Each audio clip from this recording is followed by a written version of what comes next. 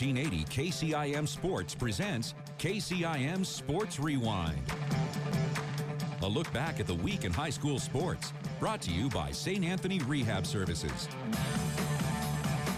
Here's Sports Director Jeff Blankman, John Ryan, and Jeff Honnold. Another week, another half hour to kill.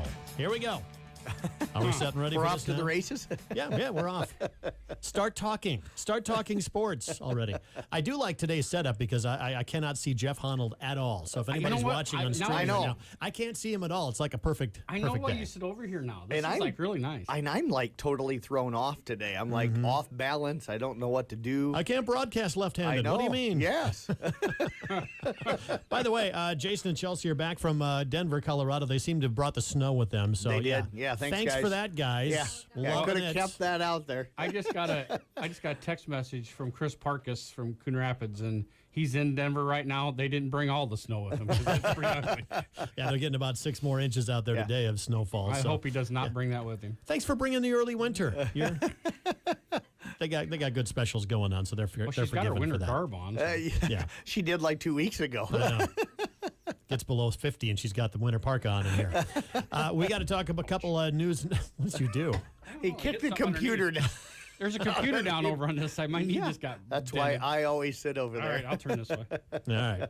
Happened to run into Casey Kasperbauer Yes. the other day. I was up for Parents Weekend at University of South Dakota. He's the men's basketball director of operations for USD. Boy, I tell you what, they are excited about their season upcoming. Going to start out, first of all, they got 3 games in Hawaii. Yeah. I mean, that's a great way to start off a Tough season. gig.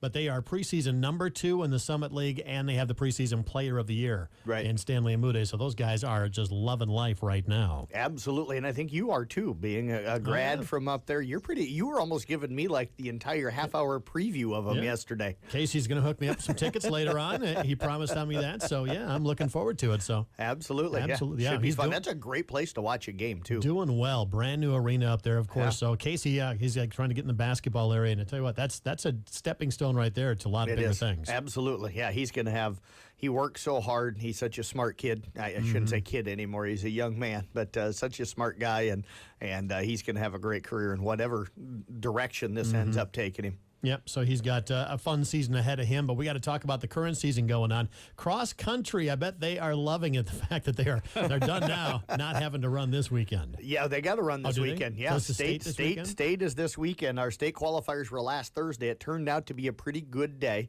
And we ended up having 5 kids qualify, 2 from Kemper, Tyler Putney and Michael Potabom, both advanced from the state qualifying meet down in Atlantic. Both of them running pretty good times. Putney ended up with a 17:25. I know he wanted to get into the 16s, just didn't quite get in there, but he'll advance on. Also advancing from ICAM Manning was Quentin Dreyer. Here's a young guy that really felt like he should have gotten there last year. Ended up not making it last year, but goes for the first time ever this year. So congratulations to him. And then we had 2 girls from the Audubon Wheelers, both Grace Slater and Hannah Tigas, both qualifying as well. So going to be a nice busy day on Saturday up at it's at the golf course. I can't remember the name of it, but it's the one that's north of Harlan Rogers Park, about a mile or a mile and a half north of Harlan Rogers Park, where they hold the state softball tournament. I'll be up there getting some video interviews with all the kids when they're done running. But Putney and Potabom will run at 12:30 in the 3A boys. And then it'll be Grace Slater and Hannah Tigas at 2 o'clock in the 1A girls. And then at 2:30, Quentin Dreyer from IK Manning in the 1A boys. So we wish all of those guys luck. And I haven't looked at the weather forecast, but you kind of made it sound like it's not going to be fun up there on Saturday. Sunshine, lower 40s for the highs that day. That's not meaning when they run. Right. What's that the was my wind question. gonna It was do? like you look at these state cross country meet. You could get any kind of weather at all. You could have 70s that day, and you could have temperatures in the 20s. Literally. Last year was really nice. Was up there with just a kind of dressed like I am today, kind of a light long sleeve shirt and a short sleeve shirt, and was very I thought you were going to comfortable. say poorly. Yeah, no. Yeah. That's every day, though. Come on. Yeah. I couldn't resist that one. Well, So nobody's dressed worse than Honnold today. So I'm working for a living now. yeah, talk about what it's like when it's cold out for those it's guys. miserable. I don't know if the runners it bothers them as much because I have running some of my own.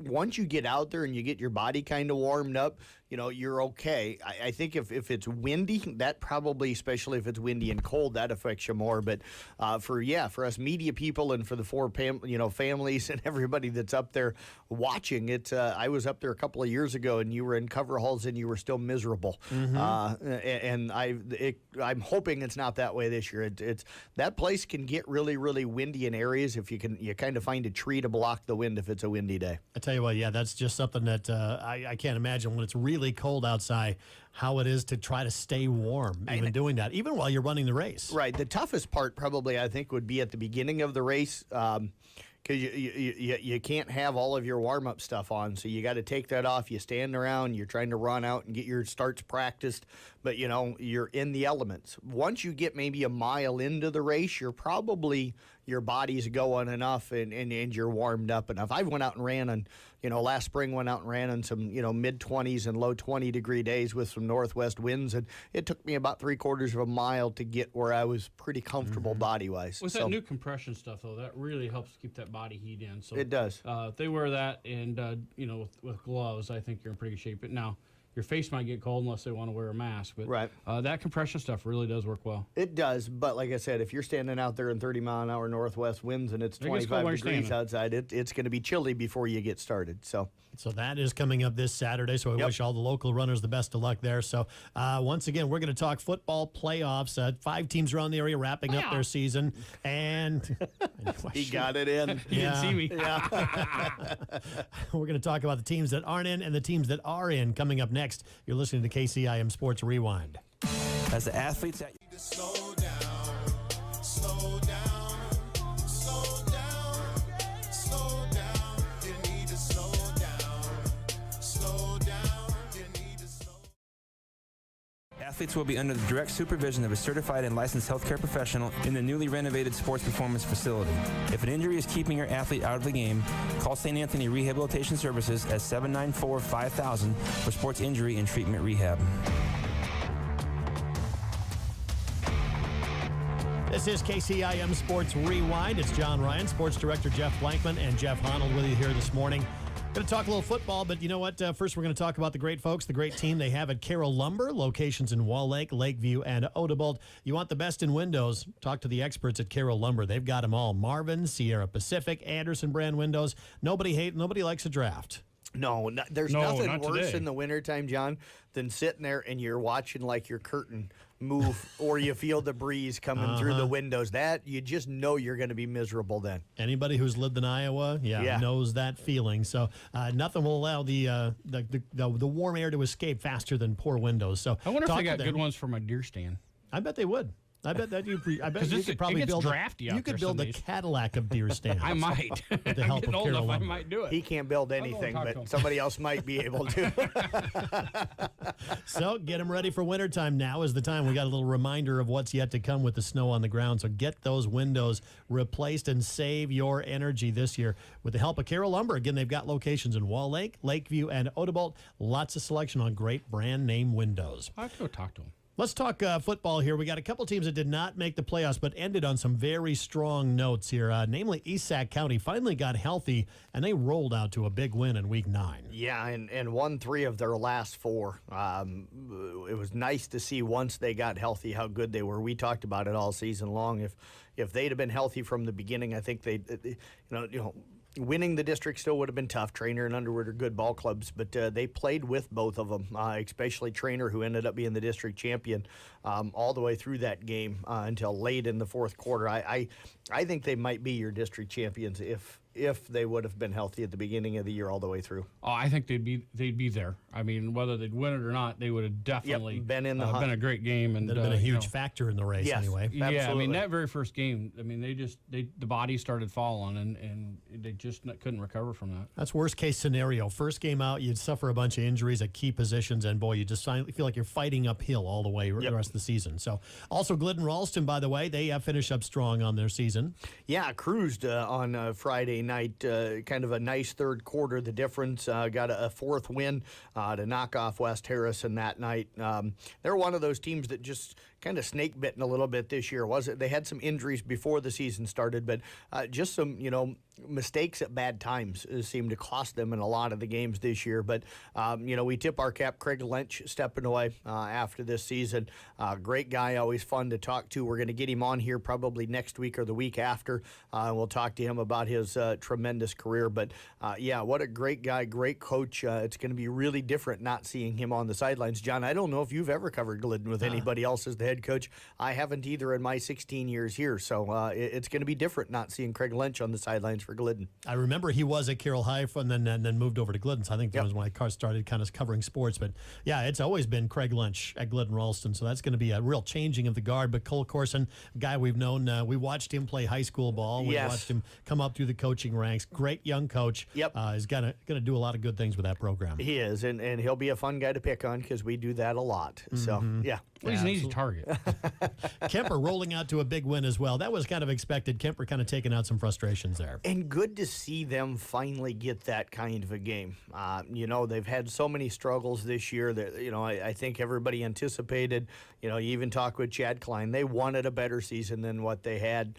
I still look back and I say, the only loss, though, that I look at that I go, that was a game that you really felt like they probably should have won was probably the Atlantic game. Yes. Otherwise, they lost to good football teams. It's not like they went out there and lost a bad football team. So, you can be disappointed probably with the overall record, but at the same time, you look at the losses minus that Atlantic one, and you're like, yeah, I can understand that. I think, though, the losses you look at, they didn't feel like they were competitive enough in those losses. You understand a loss, but this team, I looked at the pictures today. We posted them out there. They have some big kids. It's just there's something that didn't click with this team, and sometimes you have that. But glad to see they got a big win there. Yeah, 9 different guys caught passes, 5 different guys caught touchdown passes the other night. So a great way for them to be able to close out their season. Arweva, they really wanted to win to close out their season, but turnovers kind of doing the Rockets in. Yeah, turnovers, some missed tackles, just not able to kind of stop some big plays in the second half. Down 24-20 at the halftime. Came out in the third quarter, got a big stop right away, and then turned it over and gave up a touchdown. And, even when they got the lead in the first half, up 16-14, River Valley scores on the very first play of the next drive. So, the screen pass really hurt them. Turnovers really hurt them. But young team losing just the one senior. So, I look for big things from this program in the near future. Yeah, that's been kind of cyclical for them about every 4 years. It's going to be all freshmen, it seems like, for the Arweva Rockets. So they're going through that phase once again. Big team that had the biggest, probably disappointing loss for the players and everybody is Carroll High. Yeah. They went in knowing if they won, they were playoff bound. You lose the game, you're sitting out. And unfortunately, it was DCG at home coming up with that 14-7 win over the Tigers. And I think Carroll kind of felt like they gave that one away. A fluke thing where, the ball comes down and hits one of the gunners on a punt return.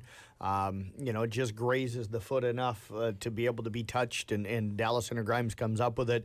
An interception that's returned down inside their 10-yard line when Carroll was driving down to score and deep in DCG territory. So 2 touchdown drives given up. The longest one was 35 yards. So they held DCG to about 130 yards of total offense or so. So great defensive effort. Just a few too many mistakes ended up costing them kind of that game.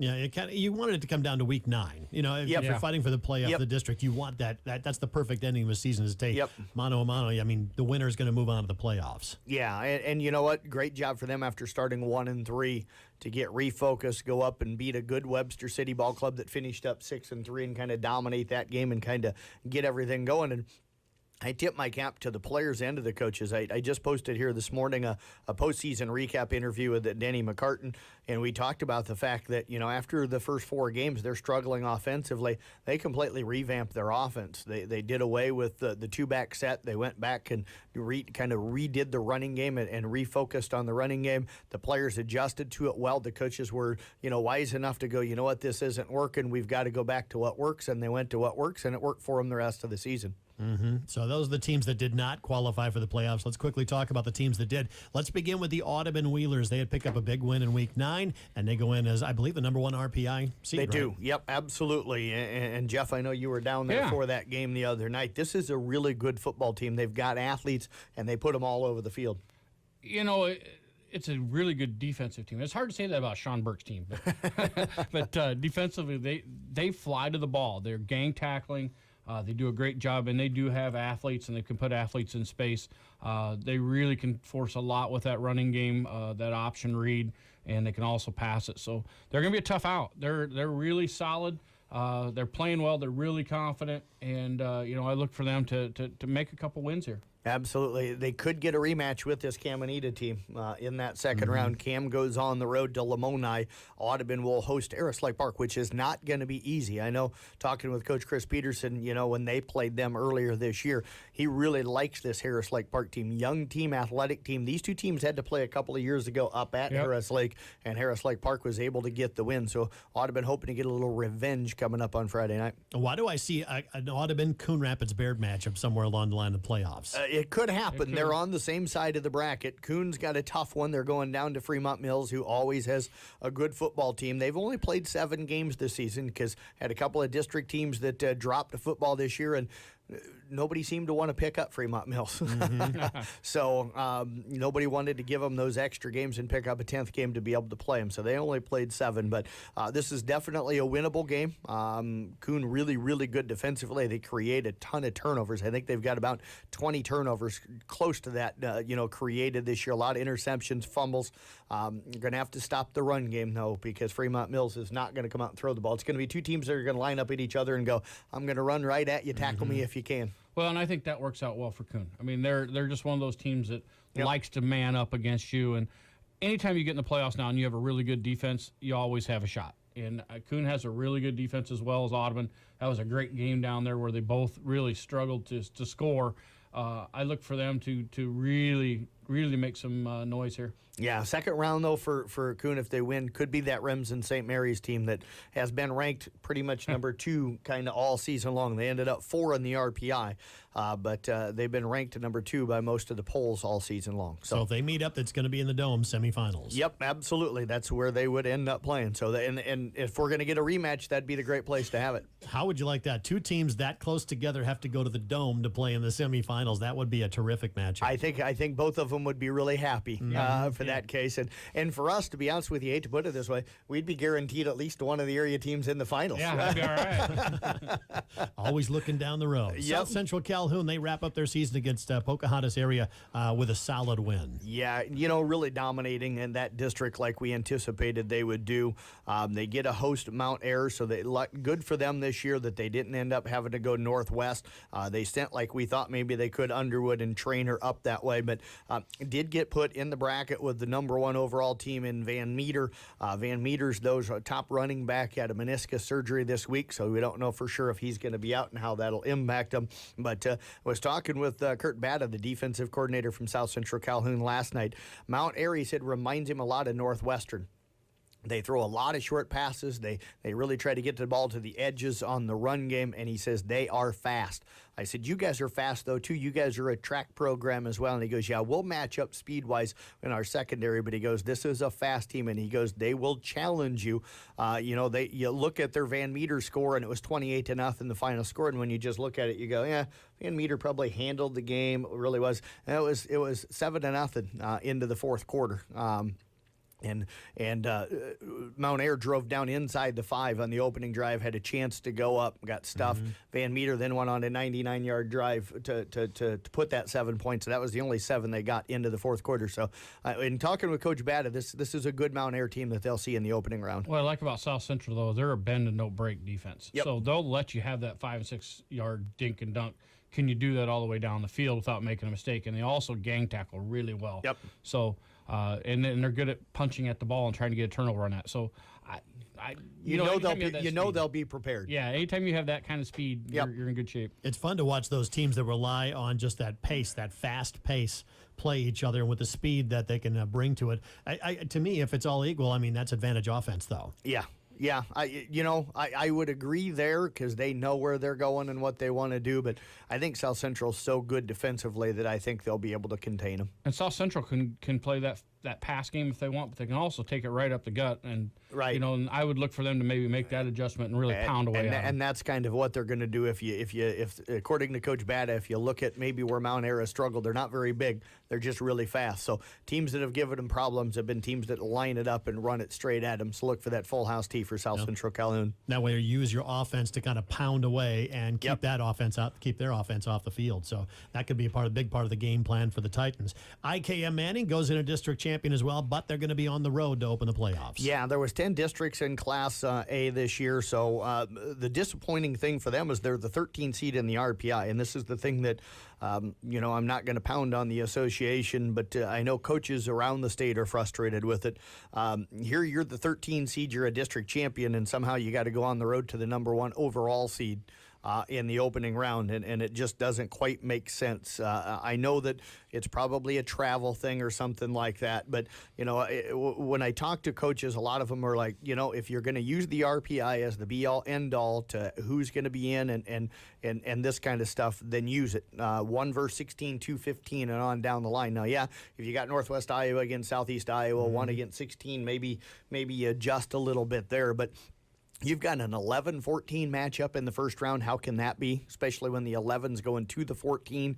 You got a 13 having to travel the number 1, seed, that's a district champion. Both are district champions. It just seems a little bit odd. Well, and it still feels like they're doing that East against West thing. I mean, you look at that South Central, you look at all of them.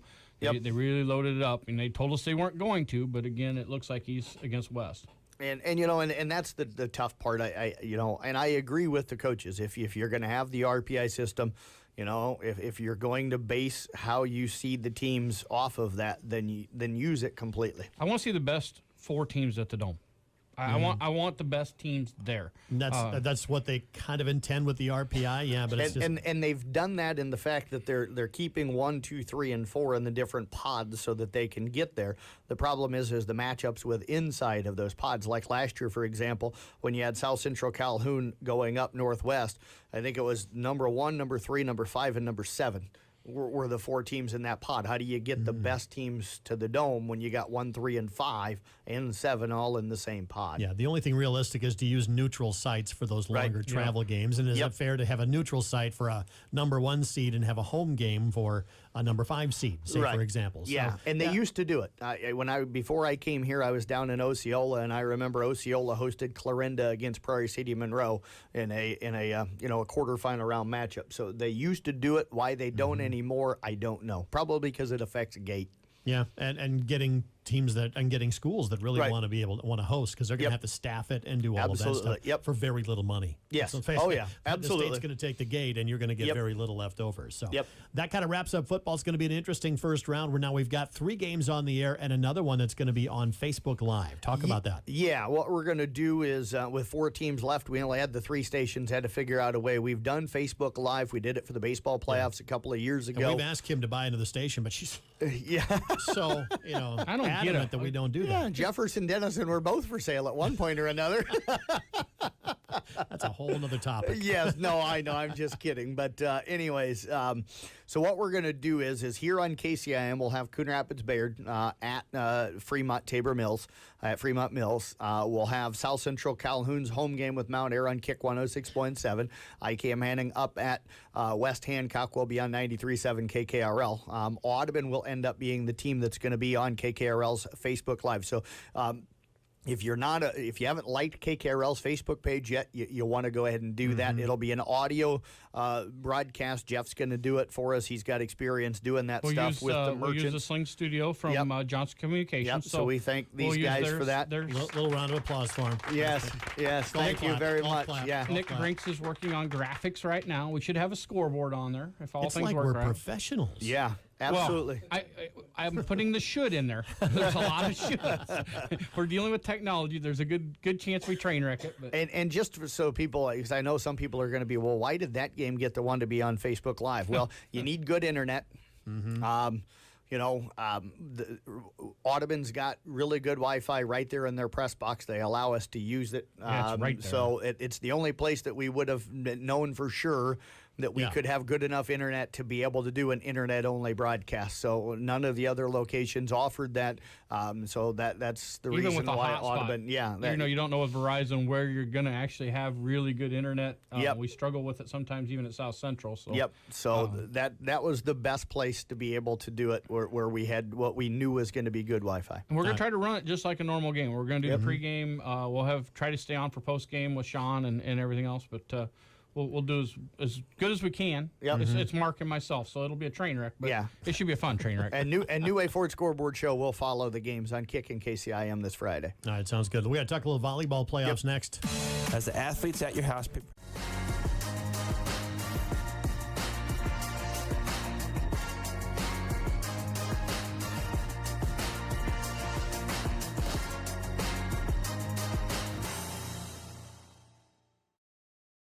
Professional in the newly renovated sports performance facility. If an injury is keeping your athlete out of the game, call St. Anthony Rehabilitation Services at 794-5000 for sports injury and treatment rehab. 1380 AM 95.1 FM KCIM at Sports Rewind. Sports Director Jeff Blankman, Jeff Arnold, John Ryan along with you. Volleyball, say it. Playoffs. There you go. Playoffs.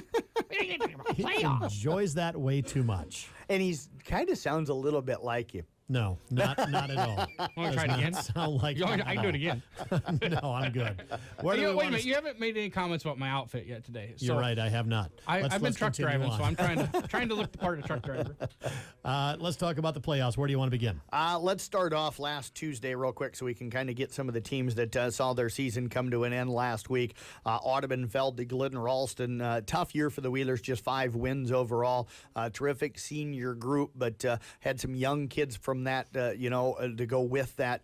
Had some injuries throughout the season that really impacted them, but a good win for Glidden Ralston, and we'll talk more about them coming up here with their match last night. Peyton Sheridan also saw their season come to an end last week, as well as they fell to Coon Rapids Bayard, but really challenged them, losing 25-19, 26-24, 24-26, then 25-22. So they were in all of those sets. Danielle Hoyle had another great year. Chloe Burns had a nice year as well as their setter. So this is still a young team. They're bringing everybody back next year, so that'll be a team to be able to reckon with a little bit next year. And then Arweva, another young team, just a couple of seniors on that team, Leslie Luft and Michaela Hinders.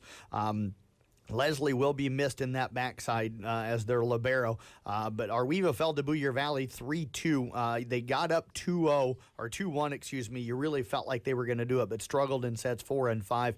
But their junior class, their freshman class, really, really talented. I look for them to be really a very good volleyball team coming up next year. I believe last week also Kemper Green County. Was that the You bet. Kemper rolled over Greene County last Wednesday, so they moved into their matchup tonight where they'll host OABCIG, who got by Heelan last week as well. So then we move into last night's matchups. I'll start with mine last night. South Central Calhoun, their serve gave IKM Manning a lot of trouble. The Wolves were just kind of out of system. I think there was one set, I think it was set number 1, where they had 8 aces in that set. IKM Manning would make some minor runs every now and then, but never more than about 2 or 3 points. Just once South Central built their lead, IKM Manning just didn't have answers for them. Riley Bada and Emma McKinney are just 2 dominant volleyball players, and they ended up advancing on. They'll head up to play Clarion Goldfield. Dow's up in Clarion Goldfield coming up on Thursday night. For IKM Manning, a tough season. They're so used to having a lot of size down there, didn't have a tremendous amount of size, which kind of threw off some of the things they wanted to do. So it's kind of a rebuilding, reloading year for the Wolves this year. How about last night, Jeff? You were also out at Coon Rapids Bayard, Glidden Ralston, Coon Rapids Bayard. Yeah, really great game there. Glidden came out game 1, really kind of controlled it. It was close in score, but you could see Glidden Ralston really confident, able to do what they wanted to do. Got into game 2, got up big. For some reason I have 11-2 in my head, but it was a pretty good lead for Glidden Ralston. Chloe Parkus went back to serve for Coon Rapids Bayard after the timeout and really got him on a roll, and CRB started passing pretty well, and Glidden Ralston just kind of lost their ability to pass.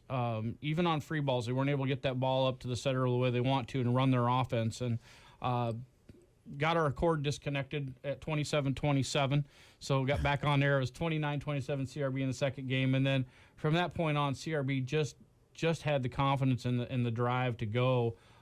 able to run, and they got Culbertson going there in the middle, and then Betts was able to get one-on-ones on the outside, and just Glidden Ralston not able to handle it. They had Whitford had quite a few kills from the outside. Talia Schoen had a lot of kills in the middle, but they just couldn't quite get Gretchen Wallace going, and they just weren't able to pass the way they passed all year long. And maybe credit Kuhn for that. They kept them out of system quite a bit, but really good game, great game to call. Wish it would have been later in the year, not second round. I think both of these teams are good enough to be split apart in different districts, but fun game. Congratulations to Kuhn. Glidden Ralston had a great year with conference win and tournament win, but just not able to get going here. Yeah, disappointing, I think, for Glidden Ralston to end the way it did for them, having to beat a team 3 times in a season and twice, in a week at their place. I think that's probably the thing that frustrates Glidden the most is they were the ranked team, they were the higher seeded team, and they had to travel on the road to play a very good team. Well, the crowd that was there, I don't know if it would have fit in the Glidden gym. There was a big crowd there. You had Arweva girls were there, Peyton girls were there. It was a tight gym at Coon Rapids. Yeah. And last night I was up in Lake City for the alphabet battle. ESC taking on MVAOCOU. Yes. Which, by the way, is a mouthful when you're trying to call Yes, it is. volleyball. Yes. So it was the Rams and the Raiders going on, but no flow in the game last night at all. The Rams came in winless on the season, and the Raiders, of course, 26-6, Twin Lakes Conference champions. There was no flow. No team got on a run at all. Maybe 4 or 5 points was the most that the Raiders had all night long. The junior class, they said, we like a little more tempo to play with, and it just didn't happen last night. So they're going to need to be ready second round. Yeah, absolutely. The competition is going to step up quite a bit. But that junior class, I talked to Bree Beckman afterwards, said, it takes experience to do well in the playoffs, and they're what they call kind of a veteran team. That junior class has played a lot. They've been playing since they were freshmen. Yeah, exactly. So they've got a lot of experience. So this is a team that could do a lot of damage in the playoffs. Absolutely. I like their chances to make a really deep run this year. I really do. And stuff. Toughest thing last night, and Jeff, you know it as well, when you're playing a team that's not real good sometimes and you're used to playing better competition, sometimes the slot ball and the free ball, it just gets you out of a rhythm. And sometimes you almost play not to their level, but almost to their level because you're so out of what you're used to and what you're comfortable with. Yeah, even in teams like that, they don't even give you a good free ball. It's just kind of over the net where, a lot of teams will put it in a certain spot and you're ready for it and you can get that up and you can run your fast tempo and really hammer it down. Bad teams just make you look bad. It's hard, especially if the referees are letting them get away with a lot of non-contact drills or the double hits, double contacts, and all that kind of stuff. If they're not calling it tight, that even makes it worse. But boy, if they call it tight, then there's that's all you're doing is blowing your whistle. So tough game. I will say this about the Rams. There was no quit in them last night. They played to the very last point of the night. So, they should have a lot to be proud of in that playoff performance last night. Absolutely. And they're always, that's a program over there as far as athletics that's always had success. Maple Valley Anthony and Charter Oak Ute did too, and they were separate. So 2 programs that I'm sure will be back someday. Yeah, they've got some athletes a lot. There should be hopefully building something again next year. So that is a look at what was going on. KCIM Sports Rewind. Look for the football playoffs coming up Friday night. More volleyball playoffs tonight and I believe Thursday night. Is that correct? Yes, absolutely. Right, 2 matches tonight, 3 guaranteed on Thursday. Check the schedule at 1380kcim.com. And thanks once again to Johnston Communications to helping us live stream today. When you need to know.